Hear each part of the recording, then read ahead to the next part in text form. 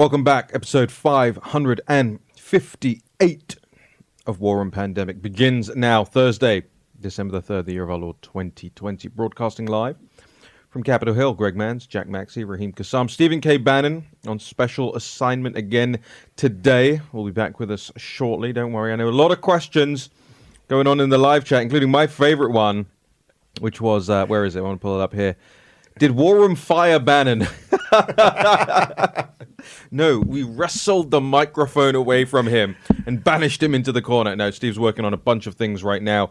Very, very important things with great developments coming very soon. So stick around, stay tuned for all of that. We have another Steve to placate your Steve wishes here on the War Room. Steve Cortes joins us down the line. Now, Steve, big friend of this show, regular, I'm pleased to say, delighted to say, regular contributor to the National Pulse. I'll break some news on air as well, Steve. You, in last month, your op-ed for us in the last month was one of the top 5 highest trafficked articles on the National Pulse website. Hundreds upon hundreds upon hundreds of thousands of clicks every time you write for us. The world reads it, the world listens, and the one you did last night is no different. So let's reset on this. It's called "These Republicans are rushing to enable Soros-backed open borders policies, and they'll pay a political price." So Cortes, walk us through it. Sure, Raheem. And by the way, thank you. Your platform, National Pulse, is incredible, as is, of course, War Room. I can't believe there's been a mutiny and that you've taken the rudder of the ship away, at least for now, from Steve Bannon. But regardless, when there's a meeting going on today in Washington, D.C., that I think all Americans, and particularly all deplorables, need to know about. It's the American Business Immigration Coalition. And as you might guess from that name, what it really is about is effectively open borders. And the pro-amnesty people will never use that phrase, open borders, but the policies that they're promoting are de facto open borders. Now, let me be specific here. It's the usual cast of characters, a lot of titans of big business, many of whom, as I point out in the article, I'm not sure exactly why, but there's a heavy Chicago bent, and that also caught my attention as a Chicagoan, but not just a Chicago bent, but also a lot of people from some of the most prominent families in America, meaning these are people of immense inherited wealth with names like Crown and Pritzker and Duchossois. So they have teamed up with Democratic politicians like Chuck Schumer to advocate for mass amnesties in the United States. Why? Well, because the Democrats, of course, want those votes, and big business titans want cheap labor. That is predictable. What might not be predictable, though, just a mere month to the day after the November 3rd triumph of the America First agenda on so many levels in this 2020 election, is that there are some squish Republicans who are clamoring to align themselves with these malefactors of open borders, who are trying to undercut American workers and trying to dilute American citizenship. And let me name names, because there are 4 senators particularly who are going to be part of this meeting today. Rubio, Tillis, Cornyn, and then Susan Collins of Maine. 3 of them, by the way, just reelected, but it's as if there was no election on November 3rd, Raheem, because let's face it, the America First agenda was resoundingly backed and promoted by workers all across this country, with amazing victories from the State House to the United States Congress to, yes, we believe, the presidency as well. However, these tone-deaf, insecure politicians, unfortunately, in Washington, D.C., many of them claiming to be conservatives and to be actual Republicans, they are all too ready to join in with what they believe will be a President Biden and a pro-amnesty coalition, and once again try to sell out our movement. This is just another reason I think we need to work incredibly hard in these coming days to secure the lead of President Trump. But we also need to be very aware of these pretenders in our midst. These folks who tell us what we want to hear, who claim to be economic nationalists, but when the rubber meets the road, actually join in with this league of charlatans who don't believe in real borders. And it happened so quickly, at breakneck speed, Steve. The Republicans who promised us that lessons had been learned from 2016 and they were going to listen, and they're now America First, and take down the CCP, suddenly, quicker than you could even imagine, back to being old Marco Rubio, back to being old Tom Tillis, back to being all of these guys. Didn't even really change. It was a veneer. It was a fake. It was a fraud. They rode the coattails of the hard work that you and President Trump and the whole team have been doing for the last 4 years, and now they smell, just a jot of weakness. Maybe he won't be president on January 21st. So hey, I'm going to throw my lot in with this open borders crowd, the United We Dream organization, the Soros-funded organization, the Chamber of Commerce, the American Business Immigration Coalition. And here's the thing. I've talked about this time and time again. The left, and I include establishment Republicans in that, the left wants that extra 20, 25, 30 million illegal voters. Because guess why? Then it doesn't matter to them about having dominion. Then it doesn't matter to them about filling in phony ballots. Then the deck is stacked in their favor forevermore. Right, Raheem, that's an excellent point. They won't have to bother with cheating if there are 20 million plus new Americans who owe their citizenship, people who trespassed into our country. Let's be clear about this. People who broke and enter into the United States of America. All of those people, by the way, all of them jeopardize our economic security. Some of them jeopardize our actual physical security in our land. And you are exactly right. Let's just be honest about this and blunt. The Democrats don't have compassion for any kind of migrant.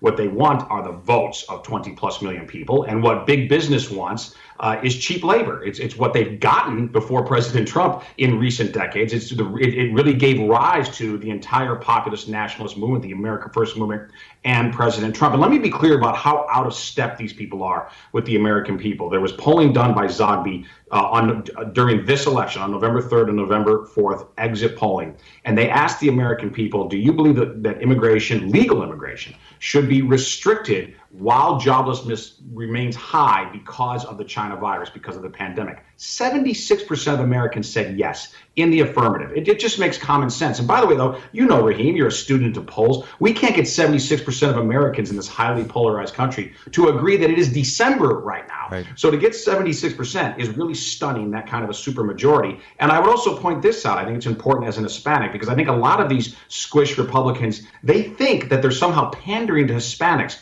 by being soft on borders. And the opposite is often the case, because minority Americans in some cases suffer the most from porous borders, and Hispanics reflect that in this same poll. The number of Hispanics who said they want to limit immigration is almost the same as the national average. It's 73%. And even further than that, and I point this out in the article, 60% of Hispanics even say once we are past the pandemic, once the China virus thankfully becomes a bad memory, even then they want to restrict legal immigration to this country so that we can make certain that wages rise, so that the security of our country increases. I think, to use a simple analogy, anyone who gets on a plane hears this: take care of your own, put your own mask on before trying to help others.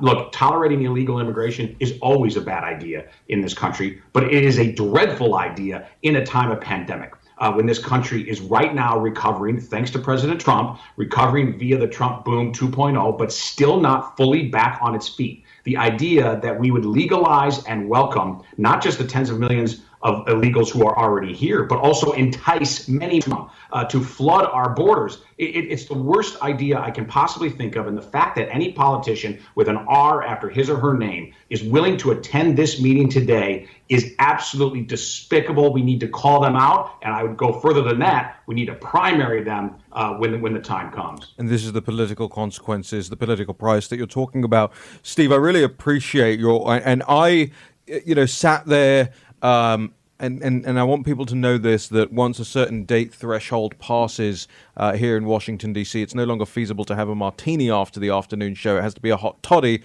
So I sat there, hot toddy in hand, or three, going through, reading, editing, publishing your article yesterday afternoon. And I got to tell you, I very rarely publish op-eds. I very rarely write op-eds for that matter anymore, because most people, it's just, hey, here's what I think, and you should think what I think, and you should do what I tell you to do. Yours are not like that at all. It's poll, fact, data, and that's what's really interesting. An absolute pleasure to read, and I walked away feeling like I had learned something and was able to use that information in my life. You talked about the CBS News exit polling, the Reuters information that came out immediately after the election. And all this data about the million Hispanic children lifted out of poverty in the 3 months of the first Trump year boom. These are all points that can be utilized in day-to-day discussions of politics with people, and that's what analysis is supposed to look like on a political news and analysis website. So here's what I want to ask you. What can people do now? Should they be calling the senators' offices today? Do you know what time of day this meeting is supposed to be occurring? How do they make sure that their voices are heard so that these Republican squishers and sellouts at least know right now that there is a massive audience out there that they are pissing off? Yes, absolutely. Should be calling the offices. I believe it starts actually right now at 11 Eastern. It's going to go through the afternoon. I think it's a combination of some in person with a lot of virtual discussions, and they should be calling the offices absolutely of Rubio, Tillis, Cornyn, and Collins, and letting them know that this is not in any way consistent with the America First agenda. Unfortunately, in a way, 3 of the 4 were just elected. We're going to be stuck with them for a while. But nonetheless, they need to hear from the American people that this is reprehensible. I also want to add just one, and this is somewhat personal, but I think the audience will still understand just what a terrible cabal I'm talking about here in terms of who is going to be present in this meeting, at least virtually. One of the supposed experts, one of the stakeholders apparently, is Ana Navarro of CNN, somebody who I did quite a lot of sparring with during my 2-year tenure at CNN when I was behind enemy lines as a political mercenary trying to win over, or an evangelist trying to win over the lost there. I don't know what her credentials are other than the fact that she shrieks a lot on air. And in the article,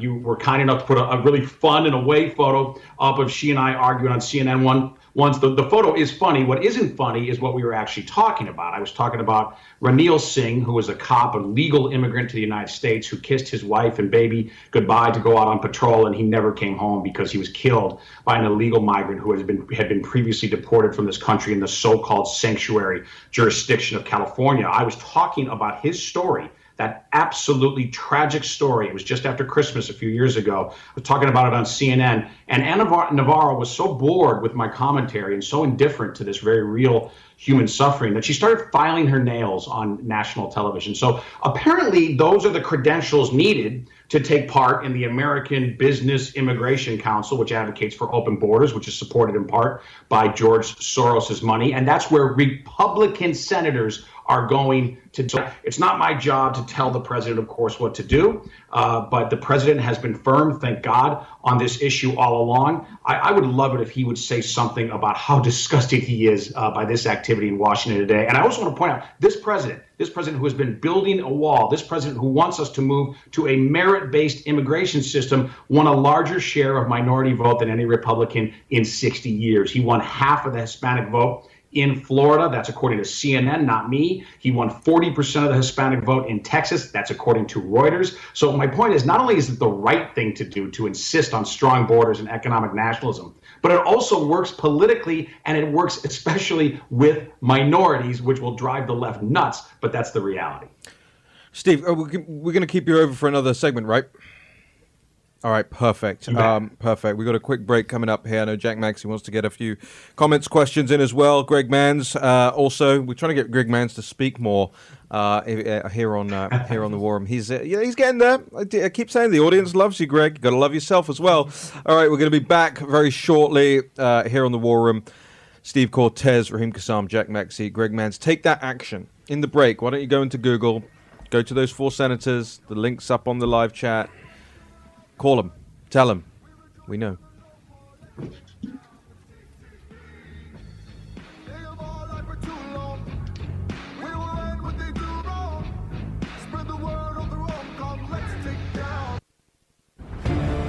War Room Pandemic with Stephen K. Bannon. The epidemic is a demon, and we cannot let this demon hide. War Room Pandemic. Here's your host, Stephen K. Bannon. All right, welcome back to the War Room. I want to make sure, firstly, that I say thank you to everybody who's out there sharing the show, hitting the like buttons, hitting the share buttons, subscribing on the podcast. Nearly 22 million downloads on the podcast right now, one of the biggest in the entire world. I want to thank everyone who's doing that and chastise those of you who haven't yet. We really appreciate every action you guys take. to help us grow this show, to help us grow this audience. You are the show. We are not the show.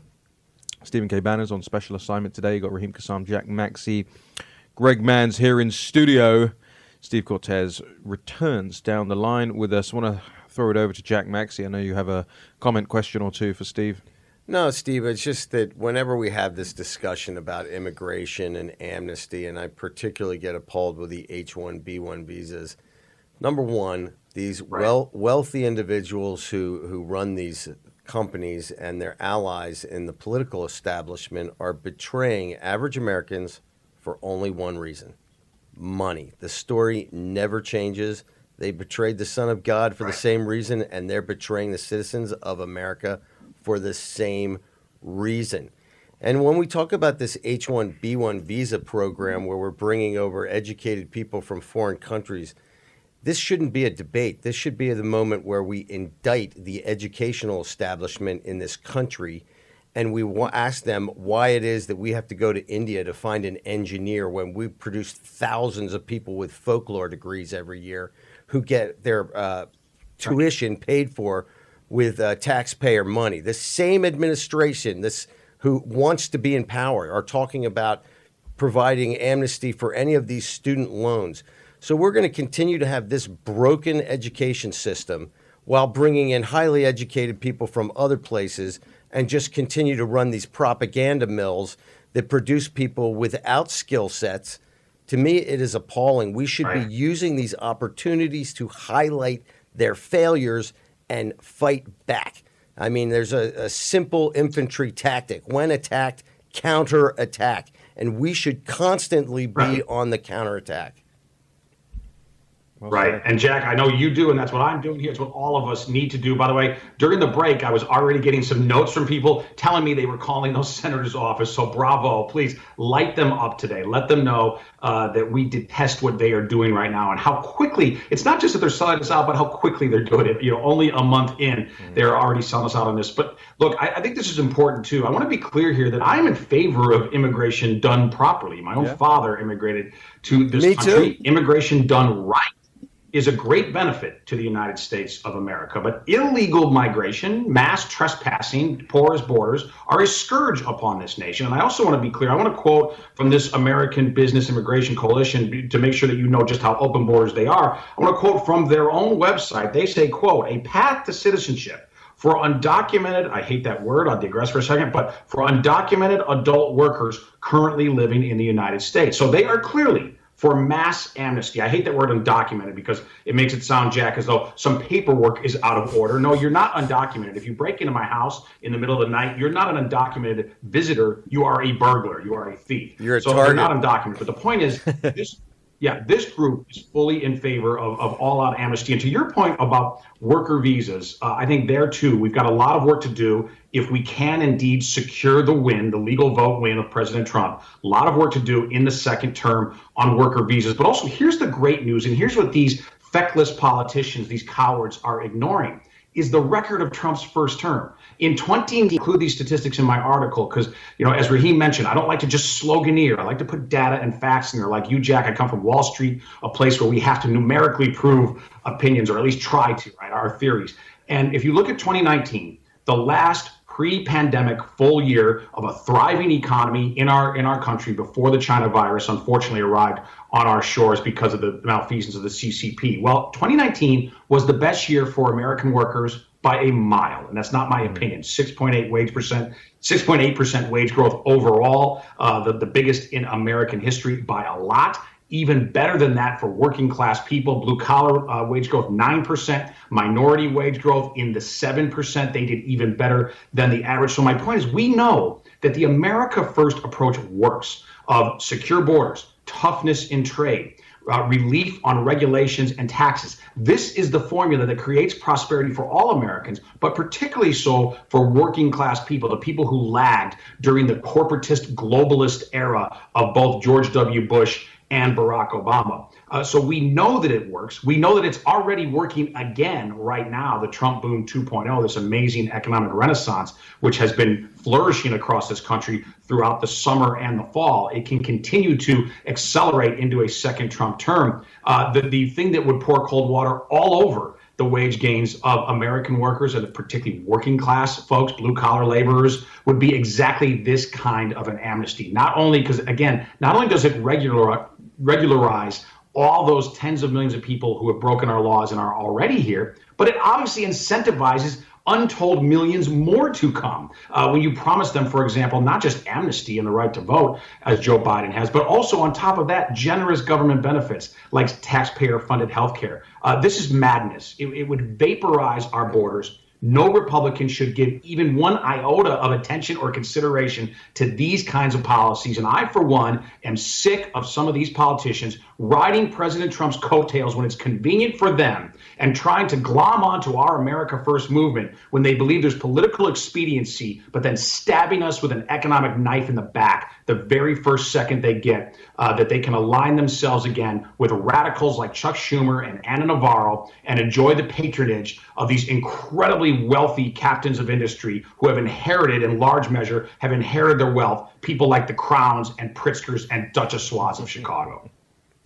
Well, it's sort of the fool me once, shame on you, fool me twice, shame on me, and we're watching this every single election cycle. I think that the other thing that we have to remember here, too, is that immigration is the key to the United States. But one thing that sticks in the craw of a lot of my friends, and me too, is I have to play by the rules. I need a driver's license. I need insurance for my car. I need insurance for my health care. I don't get to pay in-state tuition in whichever state I end up sitting my backside in. These things are essentially what's happened is we've created an unequal system. We're all meant to be equal before the law. But apparently these undocumented aliens or visitors from afar, they have a separate set of rules that apply to them. And we see this bifurcation in the way the rules are applied throughout our society. And I think the average people who follow the rules are getting sick and tired of it. We watch Hillary Clinton's all get away with all of her stuff. All her emails get wiped. Biden, I've seen behavior, and everybody's ignoring it. The New York Times has this stuff. I sent it to them. They asked for it and then never did anything with it. We watch this day in and day out, and you see a little guy lose his business because he can't open up his local bar because of COVID-19. He's wiped out. And yet, just cross the border, free education, free health care, and please vote for, Grandpa Democrat with the bag of cash he's handing out. This is just getting to the point where we do not have a country of laws anymore. No, listen, I worry that, unfortunately, particularly if Joe Biden is able to complete the steal, if he is able to become president of the United States in just a few weeks, I really worry that in some ways we risk descending and devolving into an oligarchy rather than a constitutional republic, a place where leaders live by a very different set of rules than we do, and they can impose different sets of rules even upon the people, as you're talking about. And we see this in several really key elements of American public life today. The virus probably being the most prevalent, the one that affects people the most, as you mentioned, the idea that your small business, your small store cannot be open, but the Costco down the street, ruled by very powerful interests, of course, can be open. Or the idea you talk about two sets of rules, what we know from the laptop from hell, much of which has been unearthed by you, Jack, and your colleagues there. Any other Americans who are not named Biden would have already been in handcuffs. Just from that evidence alone, and of course there's other evidence of the crimes they committed, the least of which were acting as unregistered foreign agents, and probably quite a bit worse than that, probably even getting into espionage. So two sets of rules. We are inherently, as human beings, wired to revolt against it. When it comes to immigration, again here, you're exactly right. Working class Americans, they know it intrinsically. They don't have to read a policy white paper. They know that it's unfair for labor to come into this country and, because of their illegal status, be willing to work for less than would American citizens. And again, though, here, I don't want to just curse the darkness. The great news is that a candle was lit in the first Trump term. And we know what works. We know what raises wages for working class people in this country. And we know the policy prescription. And we need to continue it. We can't turn our back on it, as Rubio, feckless people like Rubio and Tillis and Cornyn and Susan Collins would have us do. We also know, though, the political prescription that works, because what we proved on November 3rd, just 1 month ago, is that the America First cause has truly become a cross-racial, multi-ethnic workers' movement. That is a magnificent feat that has been achieved and one that we can build upon. And it means that our workers' movement, we ignore, almost artificial boundaries between us. In other words, we embrace the commonality of all of us as Americans, and we can ignore the somewhat transitory boundaries between us, things like pigment or our ethnicity. But what we will reinforce are the very real boundaries of the United States of America, not transitory ones, not symbolic boundaries, no, actual, real, physical, legal boundaries of the United States. So while we are breaking boundaries down among Americans and between groups within the United States, we will reinforce the boundaries of our countries for the protection of America's economic and national security. And that is a winning formula. It was a winning formula on November 3rd, but it's also a winning formula going forward for our party and our movement, and indeed for President Trump, to become not just a one-term wonderful phenomenon, but a multi-decade movement in this country. But Steve, look, we got to bounce. We know this. The administrative state. Steve, we got to bounce. We're up against it. Hey, you're more than welcome to stay on if you need. Steve Cortes. Otherwise, we'll catch up with you later. Thank you so much for being here. We'll be right back. Pandemic with Stephen K. Bannon. The epidemic is a demon, and we cannot let this demon hide. War Room. Pandemic. Here's your host, Stephen K. Bannon. All right, welcome back to the show. Jack Maxey, Greg Mans, Raheem Kassam here in the War Room. Steve Bannon on special assignment, should be rejoining us shortly in the next day or so. We'll keep you updated about that. Since so many of you in the live stream care and are concerned, I thought I'd let you know. I want to bring in Brian Kennedy now. Brian Kennedy, former president of the Claremont Institute, is incredibly involved in what's going on in Nevada right now, has been keeping us up to date over the course of the last few weeks, keeping the audience up to date over the course of the last few weeks. I want to bring him in to the show now. Brian, welcome back. Thanks, Raheem. Great to be with you and Jack and everybody in the studio. And I've been in Nevada, yeah. And I've been in Arizona. I was in Arizona Monday for the hearing, and in Nevada, the campaign actually had a court order to go look at the Dominion voting systems on Wednesday, and I joined them and spent 6 hours standing in Clark County voter's office looking at Dominion voting systems. And they would let us look at them, but the court order said we could inspect them, and we were hoping that we could actually figure out what's going on in a Dominion voting system. But all they would let us do is look at them. And so we had a bunch of tech experts there that were trying to dig into them, but that wasn't possible. I think the Dominion voting system is the big story of this election, along with mail-in balloting. And in Nevada, you had a ton of mail-in balloting, as you did in all the swing states, and you had Dominion voting systems managing all that. And the combination of those things is a real disaster. And this morning, the Trump campaign is in trial court in Carson City, Nevada, and it'll be starting shortly, and we'll find out whether the judge there is willing to really entertain an examination of both the voting system and all the irregularities and what appear to be fraud and just bad management of the campaign by the Registrar of Voters Office up and down the state. What happened? Nevada is one of those interesting places where you actually, I think, could get an honest judge who says that doing mail-in balloting this way is a violation of state law and simply is not compatible with a free and fair election. It's going to be interesting to see how it comes out today. Brian, can you just walk us back through that? Because you are a very, very squared away kind of chap. Very, head on your shoulders, hair's not on fire, just very, very calm, very cool, very collected, I want to understand, you just said that there was a court order to allow you to inspect the voting machines. Is that correct? And what they did is they let you just look at the machines? Right. Of course, it's they're playing games with the law, of course. And they said you could inspect the machines. And we had a team of forensic experts go in there, and They looked at all the paperwork, and they looked at the machines themselves. They even got out a bunch of the machines for us to look at, and they even booted them on. But you couldn't really touch them, and you couldn't use any kind of devices to actually find out forensically what transpired in the election. And when we asked to actually hook our computers up to theirs to actually monitor, what might have transpired in the election, they said, no, that's, we can't do that. And of course, we didn't have a sheriff there, and the local DA was a Democrat partisan, and she wasn't going to help us do that. And so we had to go back to the judge the next day, and the argument that the Clark County lawyers made was the Dominion voting system was proprietary, a similar argument to what they're making around the country.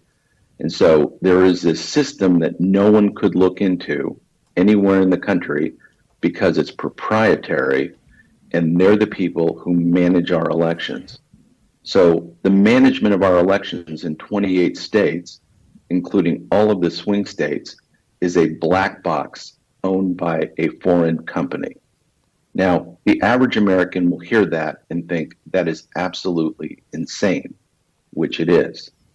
And we're hoping today in Nevada to get some relief on that. Sidney Powell and her team in Georgia has filed similar type litigation, and they should know on Friday, so that's tomorrow, whether or not they get to examine the computer systems that Dominion used down in Georgia. And the same team that I had with me in Nevada got on an airplane and flew straight to Georgia in the hopes of getting in one place some window into what transpired. Brian, a question. When you saw last year Texas rejected Dominion voting systems, I think 2 times over a period of 15 months, the second time they gave a very detailed explanation of why they could not accept the system. In fact, there were vulnerabilities in each of, I think, the 12 different criteria that they defined for the system. Has the group that worked on that Texas analysis, have they been called in as expert witnesses at all in any of these cases? That's a great point, Jack. I don't think they have. But that would be a really good idea to do. Because I think most of the criteria they were using in Texas was just pretty reasonable. You had to have certain confidence about certain systems, and you had to have certain transparency when it came to all sorts of internet connections. Well, interesting to me is when I've seen people discuss these machines, even the Dominion technicians can't make them function. It took them 6 hours to just get the machine to function for the test the second time in Texas. And then when you watch this testimony of people around the country describing the technicians doing it, it looks like the average person doesn't look like they know what they're doing, period. And then there's a second level, it seems like when we watched in Michigan, there's a second level of Dominion employees who are kind of standing behind the curtain. So really, this has to be gotten to the bottom of. And I would say get those guys in from Texas. If nothing else, we have to explain to the American people what happened. And I think there's a great opportunity to shame some of these legislators who made the decision to purchase this system for their very states. I'm going to guess that many of them are fine, honorable people who are going to feel like they were duped. I would be pressing that issue everywhere because once people feel like they've been duped, they tend to be a little bit more aggressive in trying to find out what happened. Yeah, no, I think that's very well said. That didn't happen. Look, these people trust that when they buy a voting system, it's going to be honest. Why they should think that, I don't know. The same way you have Facebook and Twitter, and they're run by a certain kind of a person who has left-wing views. And so when push comes to shove, they show their true colors and start censoring political opinion, witness their censorship of the war room, right? Well, these same kind of people own Dominion voting systems. I think their political contributions were 96-2, with 2% not donating, I think, Democrat to Republican. So these are the people who are running our voting systems. Imagine having, Twitter or Facebook running your voting system. That's the equivalent to Dominion. That by itself is problematic. That once you put a computer between the voter and his vote, there is all sorts of problems that can occur, which is why you need to have paper ballots the old-fashioned way, counted by human beings with other human beings watching them. Once you put it to a electronic voting system, the ability for human beings with all their biases to intervene are just massive.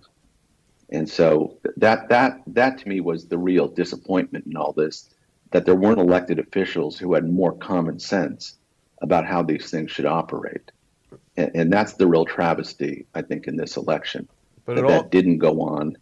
And, But for people looking from the outside also, there is no coincidence, it seems, that the Dominion was adopted in all the states that were necessary to pull this finesse, right? They didn't adopt it in certain states, and then they adopted it in all the swing. Surprise, surprise.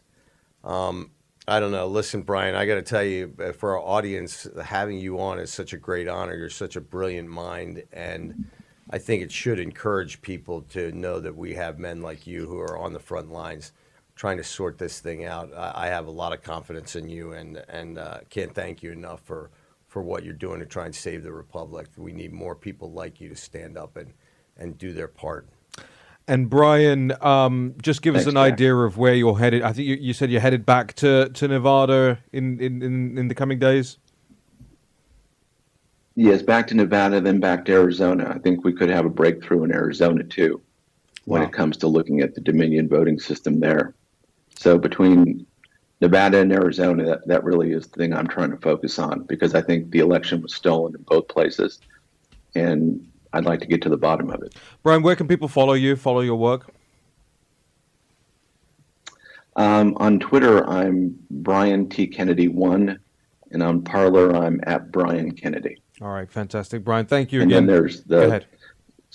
Go ahead. Good. Thank you, Raheem. No, Thanks for all you guys do. Go ahead. You were saying something. No. I just wanted to thank you guys for all you do. I think the War Room is absolutely essential.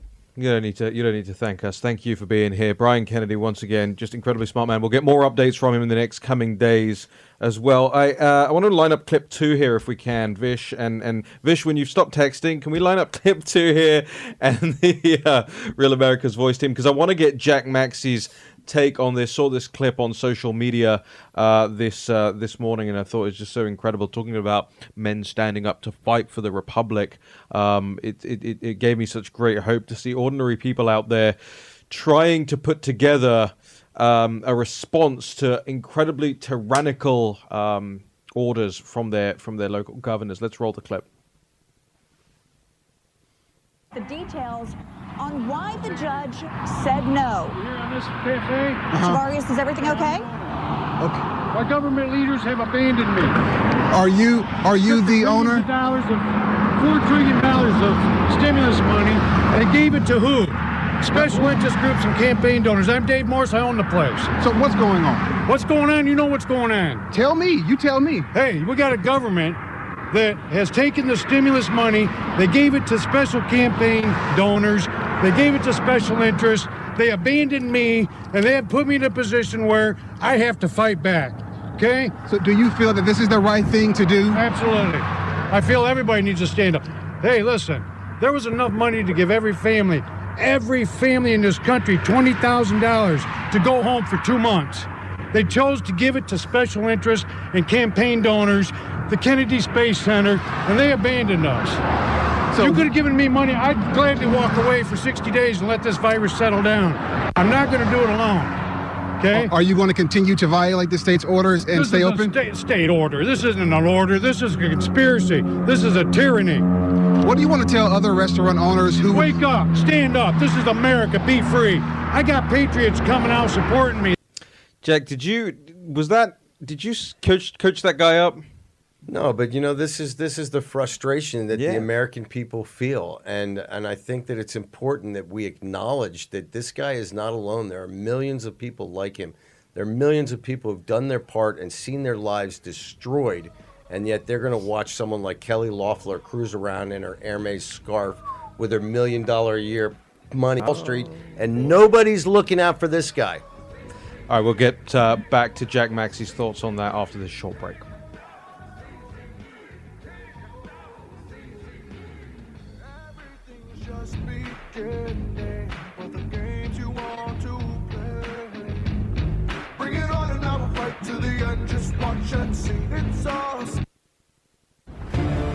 War Room Pandemic with Stephen K. Bannon. The epidemic is a demon, and we cannot let this demon hide. War Room Pandemic. Here's your host, Stephen K. Bannon. Ask and ye shall receive. A lot of people have been asking in the live chat this morning for an update of what's going on all around the country, and none other than Greg Manns is here to walk us through it. So in Nevada, a judge will be hearing evidence today from the Trump legal team out there. That's something that we'll be keeping an eye on for the rest of the day. And then yesterday, a new lawsuit by the Trump campaign was filed in Wisconsin. So that's part of the electors clause and unconstitutionality. So they're going across the board on that side of things, and looping in the unconstitutional side with this argument of the electors clause is very fascinating. So we'll be looking out for that in a new movement there in Wisconsin. Mm-hmm. And then the big one for the Pennsylvania suit, the Representative Kelly and Sean Parnell suit, on the same grounds of Act 77 being unconstitutional. Will the Supreme Court hear that case? Is that going to come down? Is it brought up there?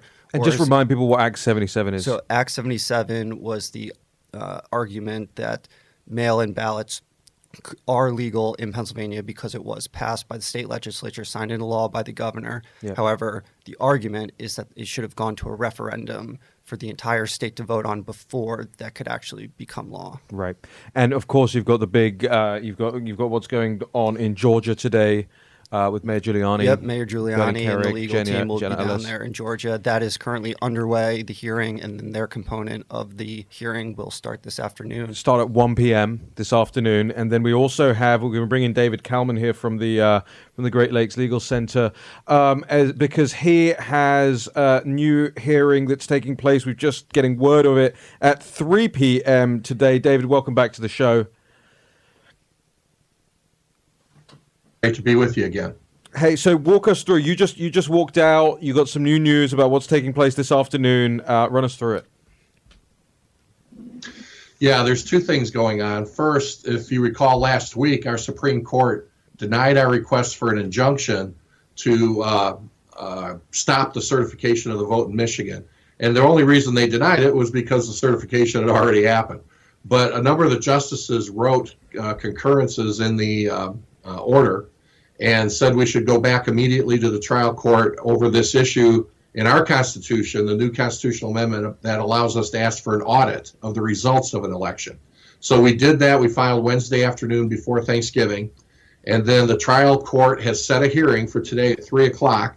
If people want to watch, they can contact the Wayne County Circuit Court, Judge Kenny, and it's going to be on Zoom. And so anybody can watch the proceedings that wants to watch. So that's today at 3. We're going to be asking for the court to issue an order for this audit immediately, which of course could impact then whether or not the electors get picked next week. The second thing we're doing is our Aaron Mercino, who is the head of our appellate division with Great Lakes Justice Center, found an obscure statute in Michigan. It's not been used very often, but you can file a complaint, an action right in the Michigan Supreme Court to challenge any decision of the State Board of Canvassers. So we are going to do that and challenge their decision to certify the election that they did last week. And we're going to be filing that today and asking for much of the same relief that we're asking with Judge Kenny in Wayne County today. So we're coming at it two different ways, and we will be filing that. If people want to see what we're filing, they can go to our website, greatlakesjc.org, greatlakesjc.org for Justice Center. And we're going to be doing that. So still pretty busy things happening here in Michigan. I hope Lindsey Graham and all those people out there who are going, oh, we want to see the evidence. Oh, why don't you go to court? I hope they're all watching this, because the real patriots out there, like David Kallman, Mayor Giuliani, all these people are doing that. Brian Kennedy, all these people are out there fighting not just going on Fox News and bemoaning that their buddy Biden doesn't get his full transition funds immediately. Jack Maxey? Dude, I have to ask you a question. Two things. Did anyone ever follow up with Jill Stein's lawsuit of, a year ago, where she said that the voting machines in Pennsylvania, other states, were not providing necessary paper trail for a future audit from the vote? Has anybody contacted her about her lawsuit last year, which seems to cover a lot of the same stuff? Right. Yeah, not to my knowledge. No, we've had no contact with her. And let me just kind of bootstrap what Raheem was just saying. Last night, of course, Mr. Giuliani was here in Michigan, and we've had Senate hearings on Tuesday, House hearings last night. Jesse Jacob testified publicly, and she's one of our key witnesses in our case, of all of the frauds she saw firsthand. So all these people who keep saying, well, there's nothing to it, it's all hearsay. Again, look at the affidavits. Look at the evidence that we have attached to our complaints. It's not hearsay. It's direct, observed fraud. And whether or not people want to accept it or want to do anything about it, that's a different issue. But to claim that there's no proof of fraud is simply false. And now one last question, because every time you're on, you always have this sort of happy grin on your face. You sort of have this serene confidence that builds confidence in me. So I'm going to ask you, how confident do you feel about this stuff? You feeling good about it? Hey, look, legally, we feel 100% good about it. But we all know these are political cases. And so, how this turns out is anybody's guess. But I go along with, I think it was John Quincy Adams who said, duty is ours, results are God's. I mean, all I have to do is do what duty calls me to do, which is to fight these kinds of cases and get the truth out there. How it all plays out or how it ends is not my responsibility. Obviously, I want it to end a certain way. But, I can feel, have a clear conscience that what we're doing is correct and right and legally sound. And that's what we're doing. Amen to that. And in regards to that, I would recommend that everybody say a little prayer for these guys, because God's at work here as well. And thank you so much for your hard work. And I want the people watching, you should be inspired, man. We've got one patriot after another on this show, and they're not giving up, are they, Raheem? They are absolutely not. But for the moment, we are giving up, i.e., we're coming to the end of the show. David Kallman, want to thank you. Just remind our audience where they can follow your work. Sure. Yeah, GreatLakesJC.org.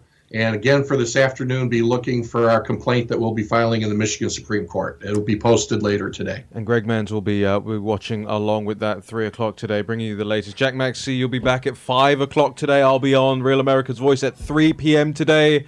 Don't worry, when we leave you, we don't leave you for long. We'll be back later on. I want to thank everybody in the audience for doing their jobs and getting the message out there, doing your patriotic duties day in and day out. Head on over to thenationalpulse.com, share those stories, go to warroom.org, make sure you're subscribed to everything. We'll see you again later on today.